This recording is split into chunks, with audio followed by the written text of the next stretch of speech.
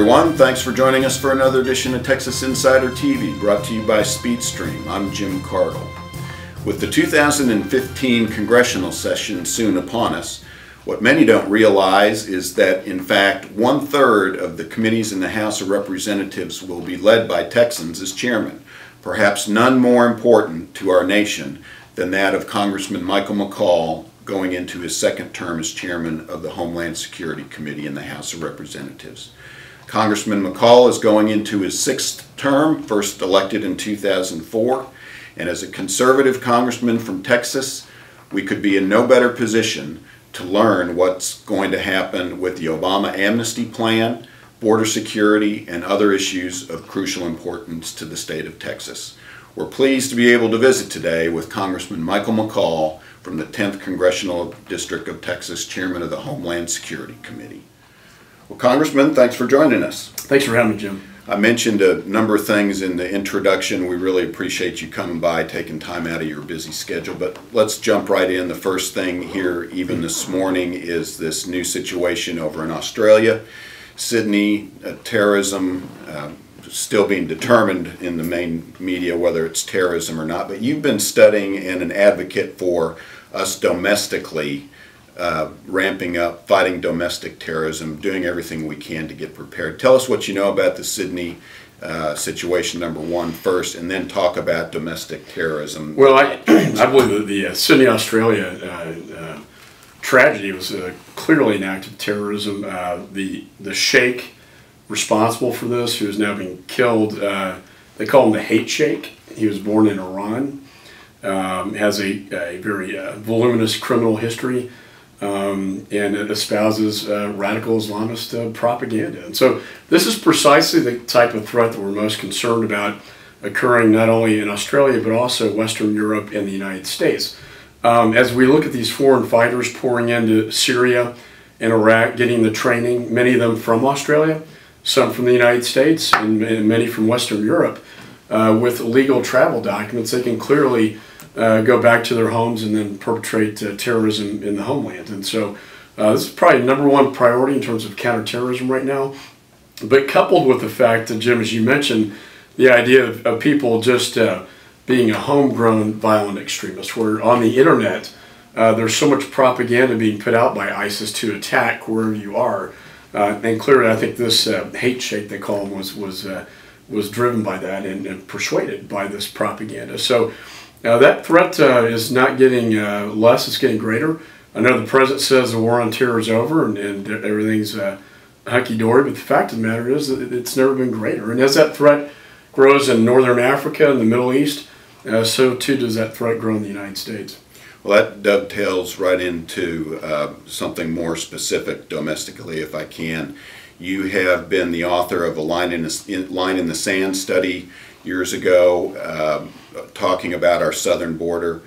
President Obama's recent executive order, some are calling it now a decree. We've got to be prepared here in America. Talk about what we can expect after this November election. You all will have a fresh Congress.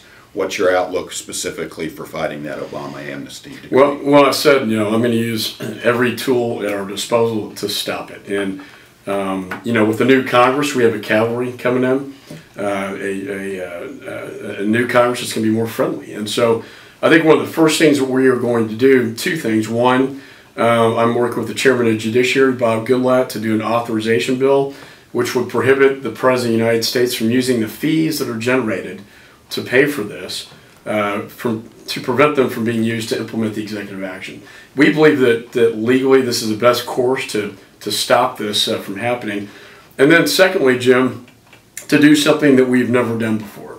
And it's something I've been working on hard for the last 10 years, if not prior, when I was in the U.S. Attorney's Office as a federal prosecutor, and that is to get this border secure. Mm-hmm. Now, we heard a lot about border security in the statewide elections. It is a federal responsibility. It's time for the federal government to step up to the plate and finally get this done. And that's what my bill is designed to do. And I'm actually, the stars are kind of aligning for this now. For the first time, I see this as a real possibility that we could actually get this finally done. Folks, I want to thank you again for joining us for another edition of Texas Insider TV. Again, we're visiting with Chairman Michael McCaul from Texas Congressional District 10. going into another term as chairman of the Homeland Security Committee. Mr. Chairman, you introduced and passed a bill, kind of what you were referring to there possibly last year, about having the administration through DHS, Homeland Security Department, come up with a strategy to implement it, to come up with actual metrics to monitor our southern border. Can you talk about the southern border for a little bit, please? Well, this bill, let me say, it's going to look a little different, this Congress. We're not going to wait any longer. The Congress is going to mandate what needs to be done, and we're going to mandate specific technologies, including military assets returning from Afghanistan. You're going to see it's a very tough, strong border security bill to get this done, not unlike what Duncan Hunter did with the Secure Fence Act. It's going to be very similar to that kind of strategy, and it's a very tactical operations plan is what we're going to have in the bill. And I think that you know, the way you achieve that, obviously, with the aviation assets, so you can see on the ground what's happening. Then you can communicate with your troops on the ground, if you will, to respond to the threat. We have to look at this as threat-based. We have to see from the sky what's happening so that we can respond to those threats. Right now, in the best sector, Tucson sector, we use this radar technology from the sky and found out we only saw less than half. We were apprehending less than half of what's coming across. We want to strive for 100% metric so that we are apprehending everybody coming across illegally. And I think if we have that visual from the aviation assets and the technology on the ground that's necessary, and the boots on the ground, that we can accomplish this goal and do it in very short order. My goal is to do it within 2 years on the southwest border, and for all maritime and southwest within 5 years. Let's talk about that a little bit more, because I know you've recently spoke of balloons, additional position cameras on the border, and the ability to actually catch and monitor some of that. Tell us, if you would, because there's been a little gnashing of teeth here inside Texas, from your perspective nationally, how important and helpful has been the state assistance on the border? Well, the state of Texas, I think, has stepped up to the plate more than any other state. And I think what the state of Texas has done will be used as a model for the federal legislation. In terms of when you do respond to the threat with full force, you do get results, and you do see a drop in the crossings, illegal crossings. That's what we need to demonstrate on the national agenda, is that we need these assets down on the southern border to get it secure. If we do nothing, they'll continue to come in. And we can't discuss reforms of any other type until we get the security piece done first. And again, I think we can accomplish that. I think the state and their efforts have demonstrated that when you do apply a surge, when you do put the National Guard down on the border, and we also have used Afghanistan assets like the aerostat you're talking about to work to our advantage. The more we do that, the more successful we're going to be. I know you've got a busy schedule. One final question, if I can. Getting ready, I looked down your committee responsibilities. You've got international security, domestic security, cyber security, border security. As mentioned, you're coming into another term as chairman of the Homeland Security Committee. What can we expect? What are your priorities, if you would? Well, it's, you know, we have a proactive agenda, but my job is to respond to any threat that faces the homeland, which is any threat in the world. And we had a Boston bombing early on my tenure as chairman. We had, of course, ISIS popped up. Known about them for a year and a half. They continue to be a threat. Ebola hit. So you never know what's going to hit your plate. But I know that border security is going to be the #1 priority going into the next Congress. I know cybersecurity. I know here in Austin, a lot of people get cybersecurity. That's a big threat to not only the theft of credit cards and intellectual property, but espionage and cyber warfare.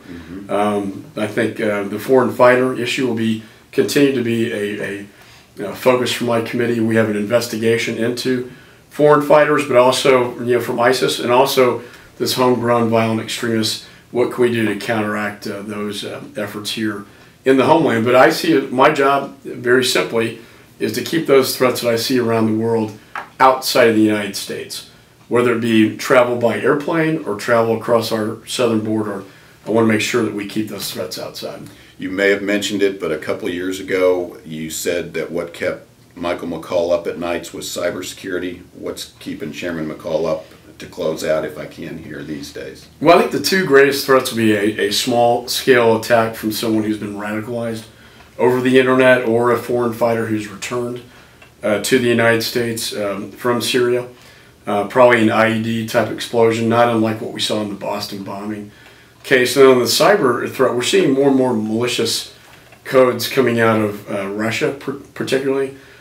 China has a lot of espionage, and then Iran is getting more sophisticated in their cyber attacks against energy sectors and financial institutions that are hit almost on a daily basis. So we need to strengthen our defenses. I passed a landmark bill on cybersecurity, the first ever, in the Congress the last week we were up there. And I'm proud. I think that's going to go a long ways to defending what we call our critical infrastructures here in the United States.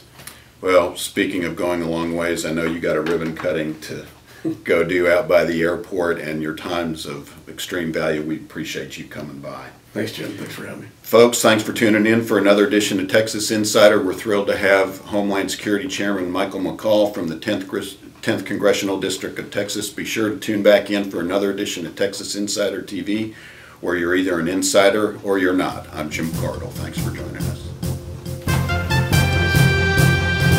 10 minutes.